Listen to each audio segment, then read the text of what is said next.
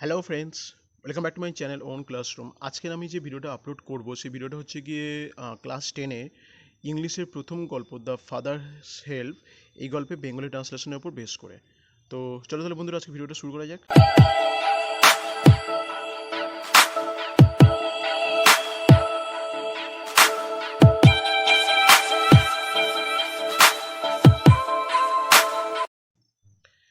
দেখো, এই গল্পটা হচ্ছে গিয়ে লেখক হচ্ছে গিয়ে আর.কে নারায়ণ, ঠিক আছে, যিনি আমি তাহলে এখান থেকে পড়া স্টার্ট করছি।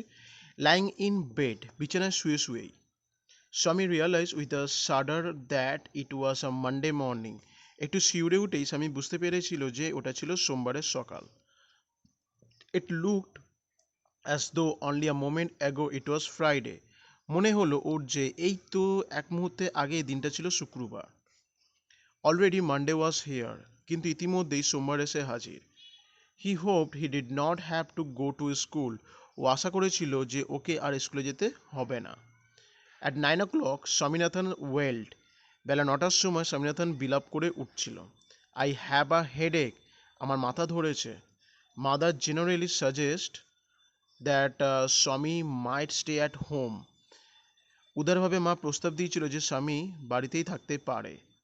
At 9:30 when he ought to have been in the school prayer hall, 9:30টার সময় যখন তার প্রার্থনা কক্ষে থাকার কথা, স্বামী was lying on the bench in mother's room. তখন স্বামী তার মায়ের ঘরে একটা বেঞ্চির উপর শুয়েছিল। ফাদার আক্স হিম, বাবা তাকে জিজ্ঞেস করলো, have you no school today? আজকের কি তোমার স্কুল নেই? হেডেক, স্বামী রিপ্লাই, মাথা ধরেছে, স্বামী জানালো। Nonsense, dressed up and go. বোকার মতো কথা বলো না, জামা কাপড় পরো এবং চলে যাও। হেডেক, মাথা ব্যথা করছে। Loaf about less on Sunday and you will be without a headache on Monday.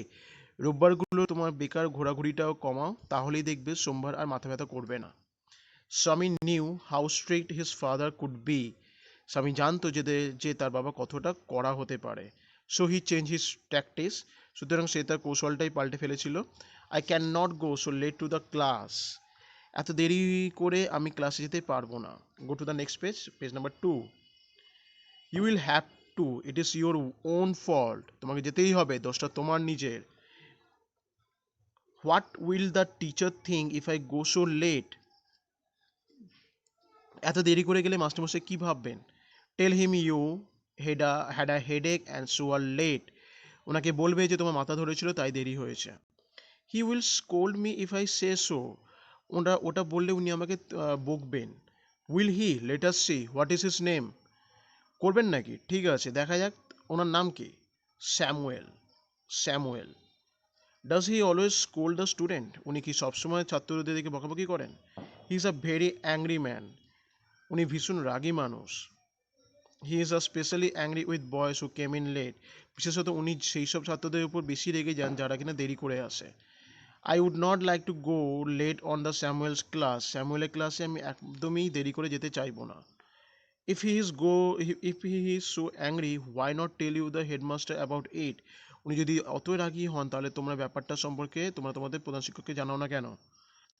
They say that even the headmaster is afraid of him. সবাই বলে যে প্রধান শিক্ষকও নাকি ওনাকে ভয় পান। এটা হচ্ছে বন্ধু, এটা একটা মানে প্রথম গল্পটারই মানে দ্য ফাদার্স হেল্পে ইউনিট 1-এর গল্পের প্রথম মানে পার্টটা।